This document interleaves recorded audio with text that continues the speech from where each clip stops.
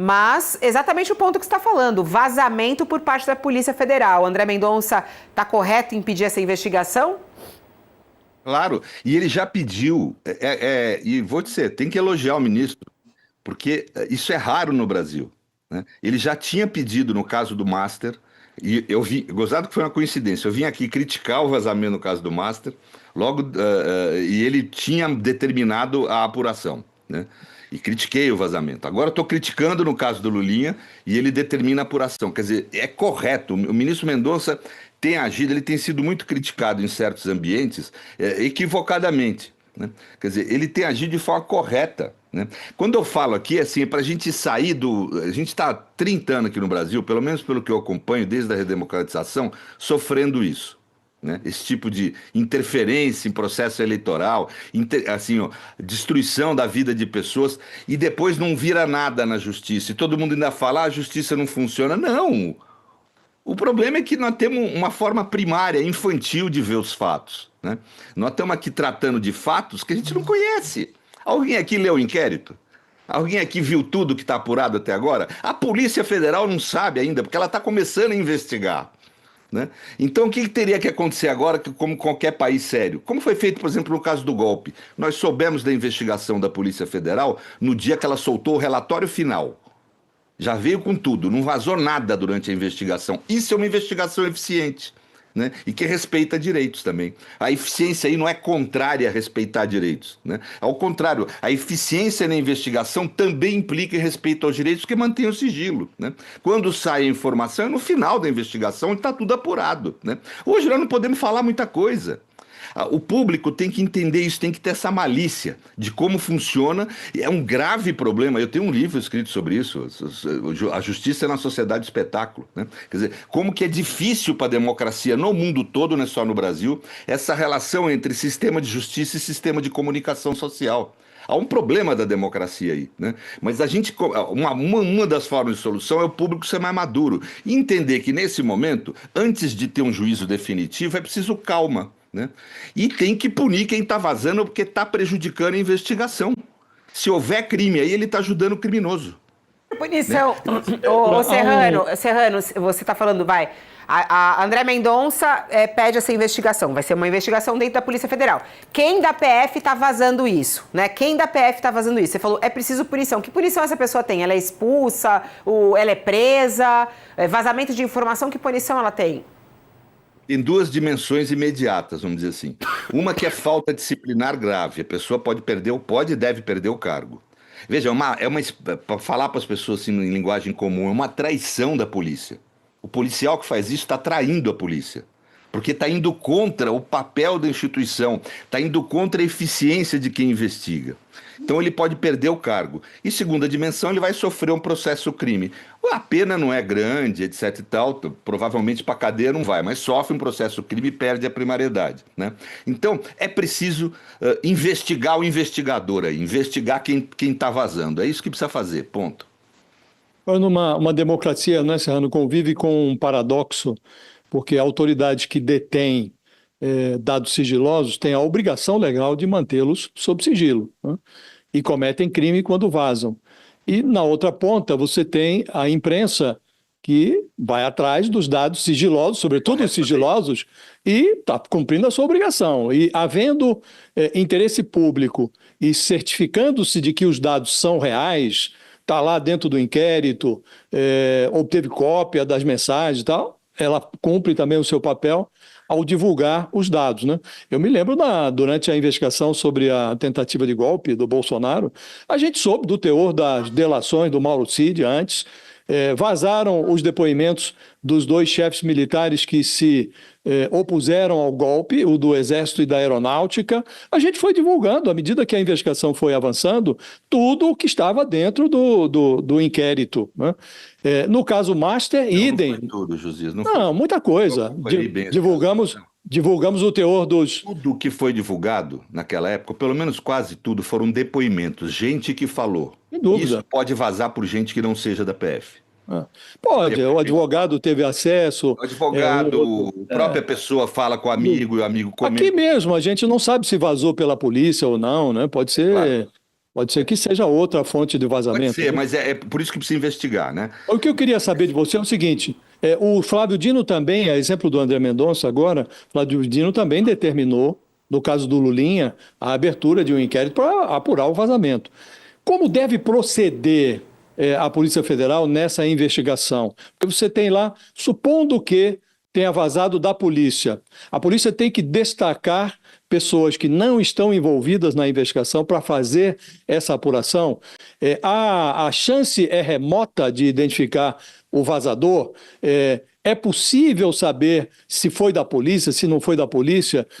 Acha que, nesse aspecto, como os vazamentos eles têm ocorrido, e não é só nesse caso, em muitos outros e tal, acha que essa fricção entre o interesse do jornalista de divulgar e a negligência da autoridade que, por vezes, vaza algo que não poderia vazar, nós estamos administrando mal esse problema, essa fricção, esse paradoxo?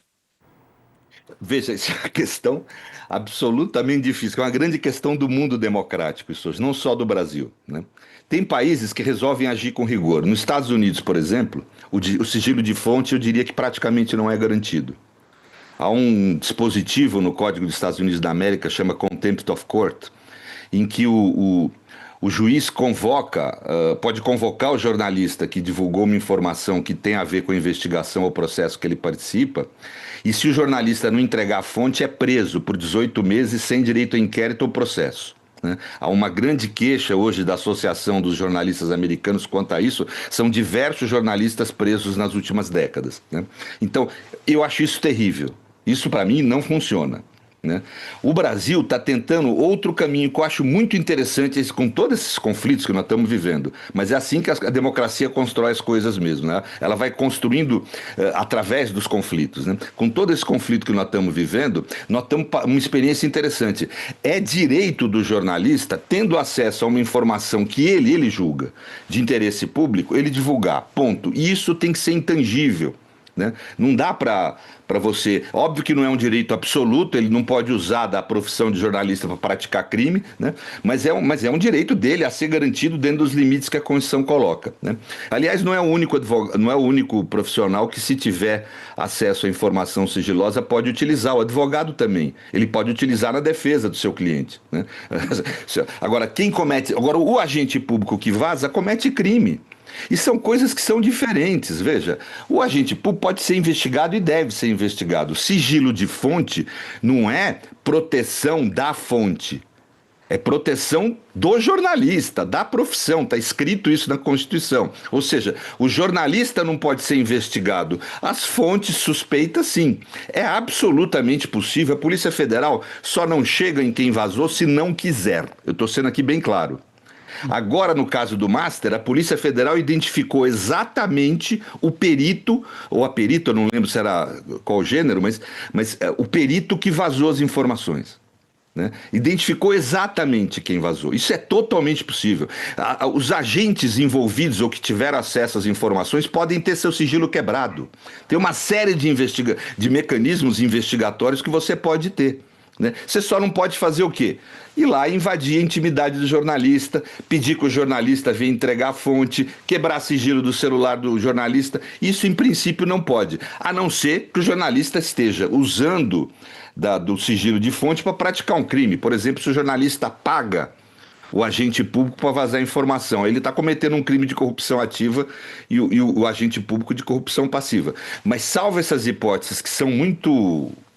só da imaginação, eu creio, não creio que ninguém faça isso, vamos dizer, salvo essas hipóteses mais radicais, né, em que, por exemplo, agora houve um blogueiro lá no Maranhão que usou da função de ser blogueiro, lá de jornalista, para praticar crimes, né? Quer dizer, então, esse tipo de coisa, obviamente, eu estou colocando fora, mas o sigilo de fonte tem que ser tratado como o Brasil trata, um direito amplo em que tem que se respeitar a profissão do jornalista. E isso tem que conviver com o fato de terem autoridades públicas que vazam informações. Essas autoridades têm que ser investigadas e punidas. Nós estamos hoje vivendo no Brasil uma experiência interessantíssima. Se preserva o direito do jornalista a divulgar e, ao mesmo tempo, se investiga quem está vazando. O que não podia haver era o contrário. Nós éramos o oposto dos Estados Unidos. né? A autoridade pública vaza e não acontece nada, ninguém investiga nada. Isso que não pode haver. Quer dizer, o jornalista tem que ser preservado, a autoridade pública tem que ser punida. E é o que a gente está caminhando para fazer agora com essas decisões do ministro Mendonça. Está aqui também para fazer pergunta ao Pedro Serrano. Eu acho muito interessante esse ponto, né? Eu acho, o Ronilson, que o Pedro Serrano fala, o vazamento, ele fala assim, o público quer saber. Nós, jornalistas, então, a gente está toda hora enchendo o saco de todas as fontes para passar o documento. Claro. Me passa o documento, eu quero ver o documento. É porque o povo quer saber, né? Como a gente faz esse equilíbrio, Ronilson? Você que está sempre aqui falando em nome do povo, da sociedade brasileira, né? A gente entende o jurista falando sobre isso, mas o vazamento nos interessa. E agora? Não, vou jogar essa batata quente para o jurista. Primeiro, agradecer ao professor, muito esclarecedora a conversa e com muita lucidez também, pontos importantes. A minha pergunta vai nesse sentido, né, de uma leitura que é mais política do que jurídica. E eu volto até uma resposta lá do advogado Marco Aurélio, uma resposta que o senhor antecipou aqui, né, uma resposta técnica, mirando ali, é quase uma mensagem subliminar, mirando, fazendo uma provocação com relação à ilegalidade, os riscos do vazamento. Mas o fato é que isso vai tomando o corpo, né, popularmente, politicamente, vai transitando pelas ruas, e eu minha pergunta é sobre essa estratégia dessa resposta, que ao mesmo tempo ela é uma resposta que tem um insumo técnico importante, ela ressoa popularmente quase como o Josias colocou inicialmente, né? Não entrevistando o senhor, mas anteriormente, que quando os vazamentos interessaram o governo, o governo, etc., tá tudo bem, né? Faz parte da democracia e aí contribui para o papel do jornalista que tem que noticiar e etc. Quando o contrário, tem toda uma resistência.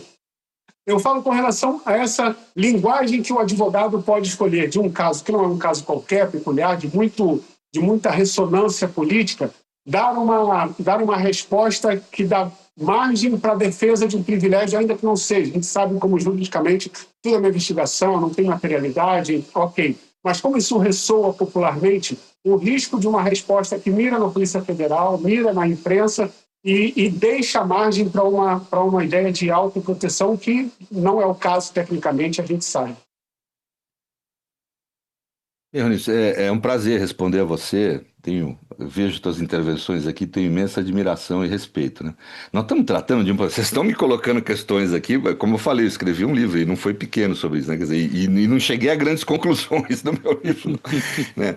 Quer dizer, a sociedade democrática, ela é uma sociedade complexa. Um autor, sociólogo, muito conhecido no direito, Niklas Luhmann, né? Em que ele trata sobre isso. A sociedade democrática é um grande sistema de comunicação, composto por subsistemas. O subsistema de comunicação social é um subsistema determinado, o subsistema de justiça é outro subsistema. Esses sistemas têm autonomia no plano lógico, mas são iterados no plano semântico, pragmático, ou seja, tem interação entre eles, né? Ou seja, tem relacionamento entre eles, né? Cada um tem a sua lógica. A lógica da imprensa, da mídia, é a lógica da notícia, não notícia. A lógica do sistema de justiça é a lógica do lícito e ilícito. Quando você cria o espetáculo, veja, espetáculo não é interesse público. O espetáculo se caracteriza exatamente quando a linguagem da comunicação social invade o ambiente próprio do sistema de justiça e começa a estabelecer pressões ao sistema de justiça que julgue pelo critério da notícia ou não notícia e não pelo critério do lícito e ilícito. Isso é uma corrupção sistêmica. A democracia funciona mal quando ela funciona assim, né? Então, por exemplo, acho que o jornalista tem todo o direito de ter acesso a uma informação sigilosa, direito a ter acesso não, mas uma vez que ele tenha tido acesso, ele tem todo o direito a divulgar. Mas, por exemplo, a imprensa tem que ter autocontenção. Uma coisa é divulgar a informação, outra coisa são as análises.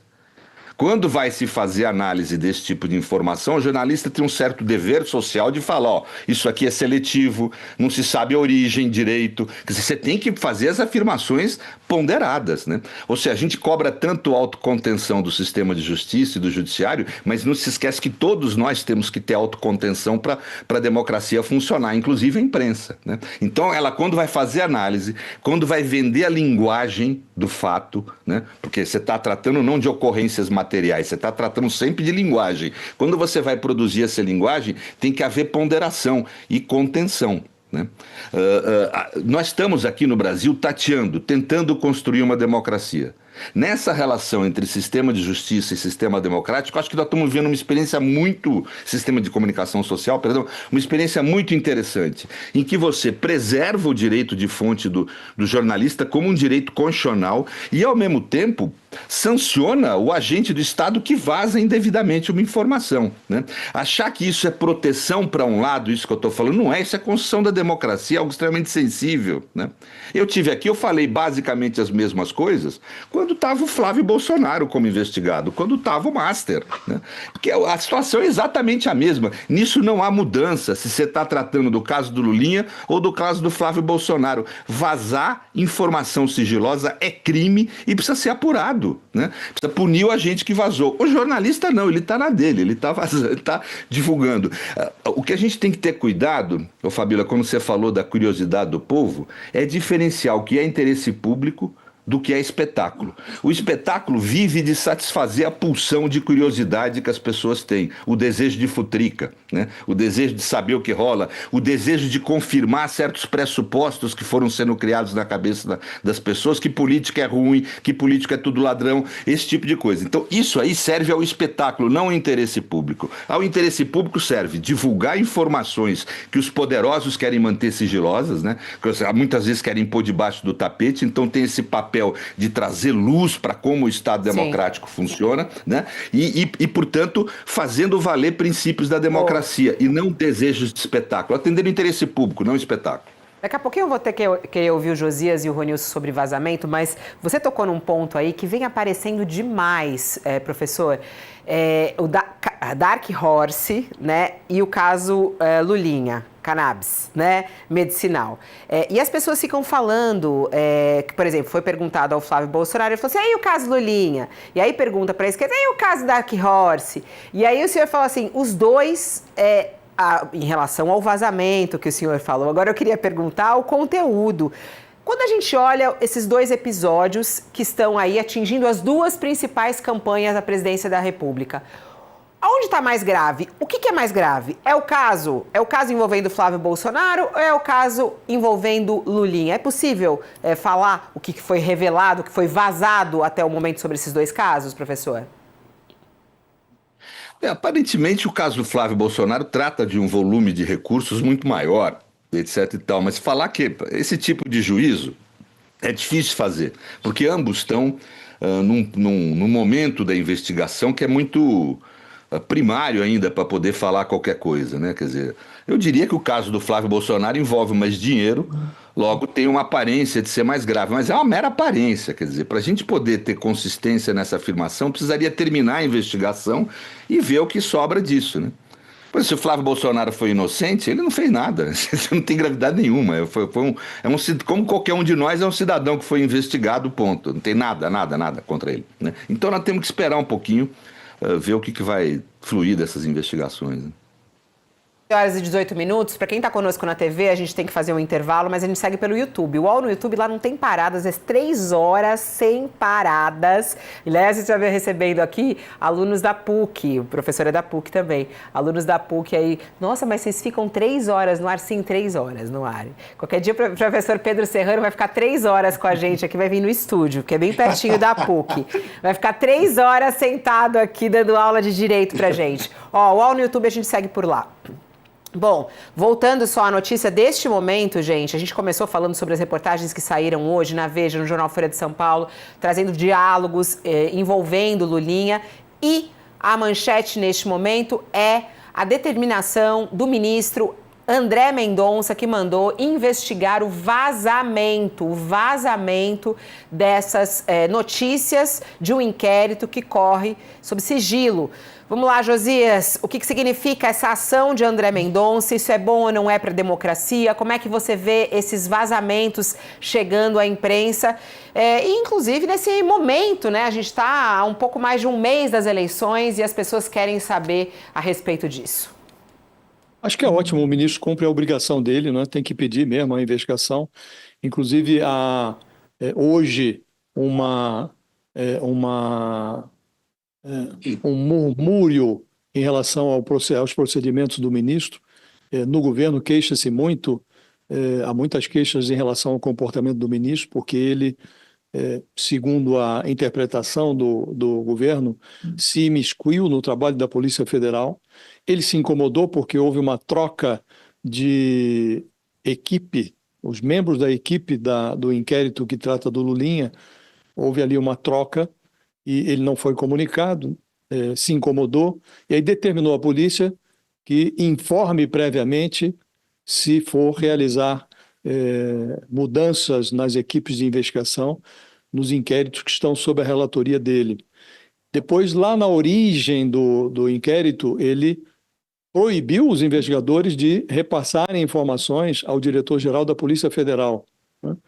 E num despacho que ele soltou, ele insinuou que houve um vazamento, porque o Jacques Wagner, dias antes de sofrer uma operação de busca e apreensão no caso Master, foi pedir uma audiência ao ministro André Mendonça. Ele estranhou que aquilo tivesse ocorrido e insinuou que poderia ter havido, fez isso num despacho, né, que poderia ter havido um vazamento de informação. Então ele está incomodado, o ministro Flávio Dino também determinou a investigação de vazamentos, aí relacionado especificamente ao caso Lulinha, como fez agora o ministro André Mendonça.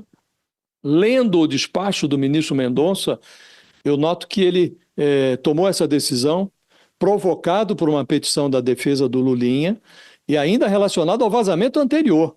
Aquele um vazamento que saiu no site Metrópolis, que mencionava mensagens ainda relacionadas ao relacionamento da lobista Roberta com o Marcola. Nem está tratando ainda do vazamento de hoje. A Folha trouxe um relatório da Polícia Federal, a Veja trouxe trechos do inquérito, né? Mas é essencial investigar esse vazamento. Assim como é essencial, Fabiola, que o jornalista cumpra a sua obrigação de buscar essas informações. Nós estamos em período eleitoral e é importante, a meu juízo, que o eleitor tenha ciência do que está acontecendo nas duas campanhas. Nós temos um candidato que já é investigado desde que foi deputado estadual no Rio de Janeiro, que é o Flávio Bolsonaro. Há um caso das rachadinhas que estava na primeira instância, um juiz até muito rigoroso no Rio de Janeiro, e ele aí se serviu dos tribunais superiores em Brasília para matar as provas. Ele não se empenhou para provar a sua inocência, ele se empenhou para matar as provas. E aí alegou que houve que o juiz embasou de forma muito ligeira um requerimento para quebra do seu sigilo, questionou relatórios do COAF e conseguiu matar as provas no STJ e no STF. Então não há sentença absolutória em relação ao Flávio Bolsonaro, que há um arquivamento de um inquérito que teve as provas assassinadas vivas, enterradas vivas.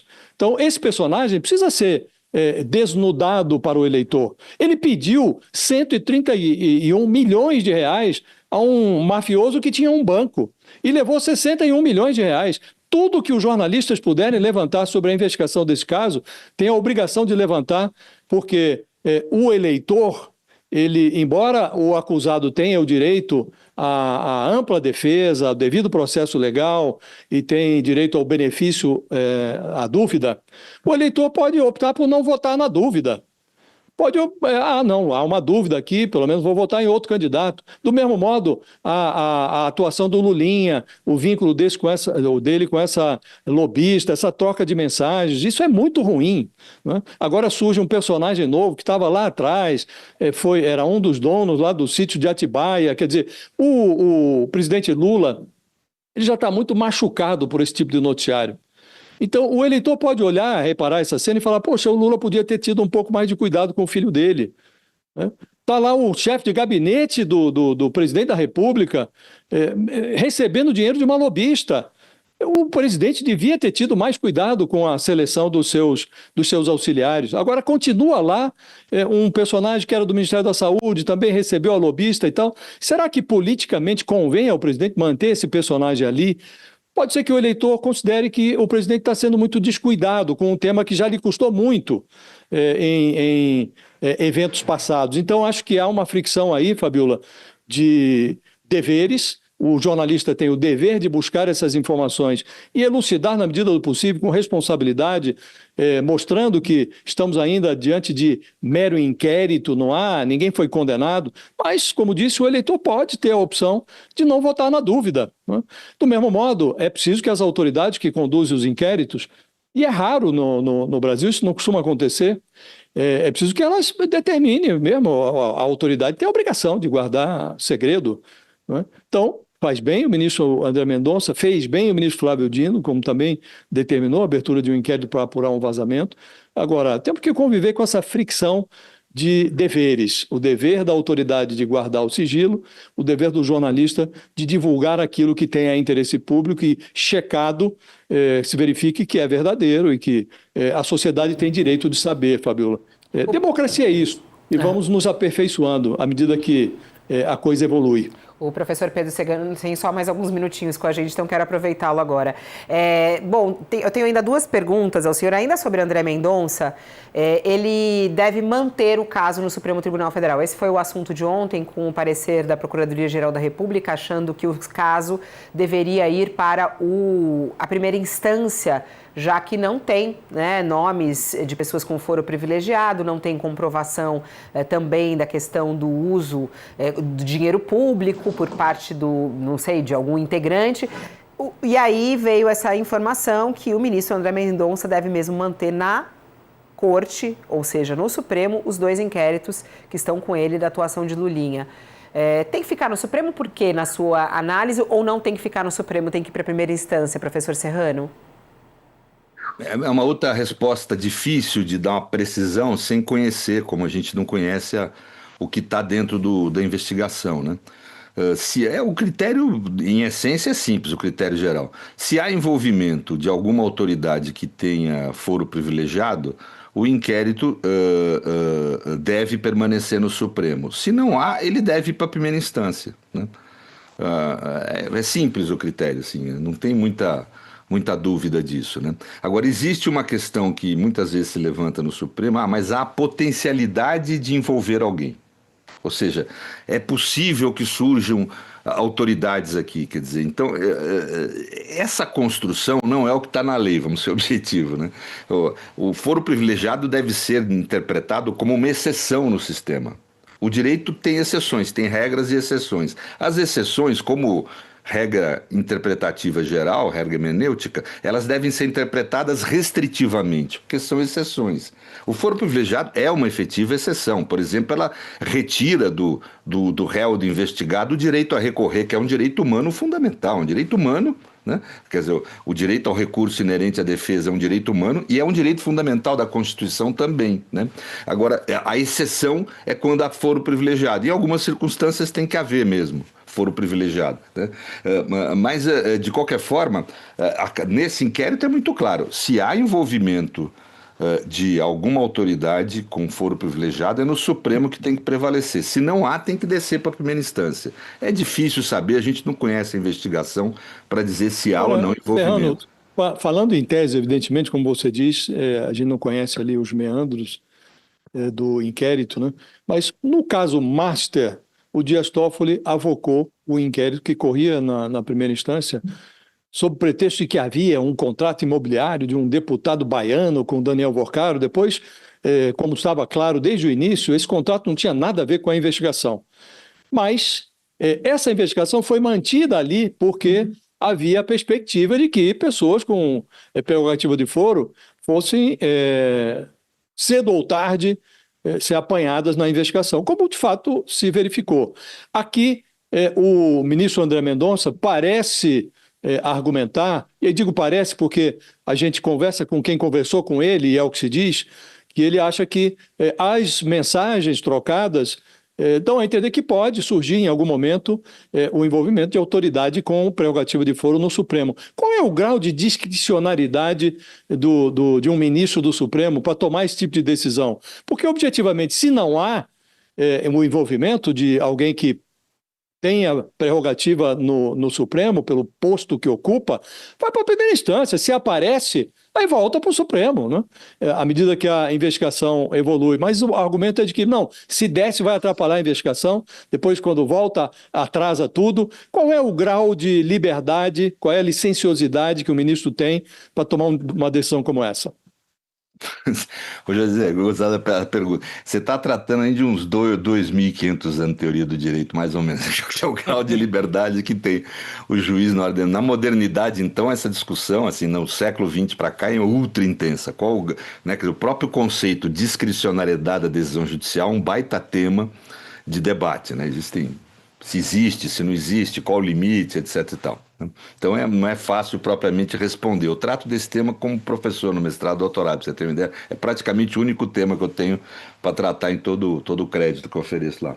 Mas, de qualquer forma, vamos dizer assim, a meu ver, eu posso dar a minha interpretação. O direito coloca claramente, assim, a lei, a ordem constitucional coloca claramente, tem que haver o envolvimento de uma autoridade que tenha foro privilegiado. O ministro Toffoli construiu, com base nesse contrato que existia, a ideia de que haveria ali um envolvimento. Quando a gente fala em envolvimento, não quer dizer que tem que haver um crime comprovado de autoridade. Tem que estar lá, a investigação tem que perceber. Se cometeu crime ou não a autoridade, se é real o fato ou não, é a função da investigação esclarecer, né? No que eu vi na Veja, eu li ontem, recebi, um amigo jornalista me mandou cópia da matéria da Veja, né? Não sei nem se não é vazamento da matéria, isso aí. Mas, de qualquer forma, eu li lá. No que está lá, você não aparece nenhuma autoridade com foro privilegiado. Existe a cogitação de autarquias que não tem foro privilegiado. Então, a impressão que dá é que não tem nenhum envolvimento nem potencial. Mas isso é com base em informação seletiva, etc. O ministro Mendonça vai ter que esclarecer o seu ponto de vista. Essa cogitação que você fez de que ele pode dar uma decisão com base na potencialidade de aparecer autoridades, já houve no Supremo isso. Isso não é nada novo, né? Então, vamos dizer, ele teria precedentes do Supremo para usar. Eu discordo desses precedentes, né? Acho que você vai me dizer, isso vai prejudicar muito a investigação? Se caso não haja nenhuma autoridade envolvida no percurso, gera nulidade das provas, né? Agora, se surgir, e pode surgir, né, alguma autoridade que tenha foro privilegiado, é ilegítima, a meu ver, a investigação que foi feita. Mas eu acho que assim, o Supremo deveria ser mais apegado ao texto da lei aí, né? Quer dizer, porque foro privilegiado é uma exceção no sistema, ela suprime direito de recurso, ela é uma exceção no sistema. Então, eu acho que tem que ser interpretado restritivamente. Isso que você fala, essa dilação de sentido, essa discricionariedade, para mim não é cabido nessa situação. Tem que ser muito expresso, assim, tem que ter uma autoridade envolvida, né? E vai acontecendo, aconteceu no caso do golpe também, né? Essa interpretação elástica, né? Mas isso, um monte de coisa. Você tem mais que ter hoje em dia a interpretação elástica. Professor, eu agradeço demais sua participação. Ele combinou com a gente ficar até às 11h30, que ele também tem compromisso. Obrigada, professor, pela aula aqui. Muito obrigado, muito obrigado. Muito obrigado. Até compartilhar os conhecimentos jurídicos dele.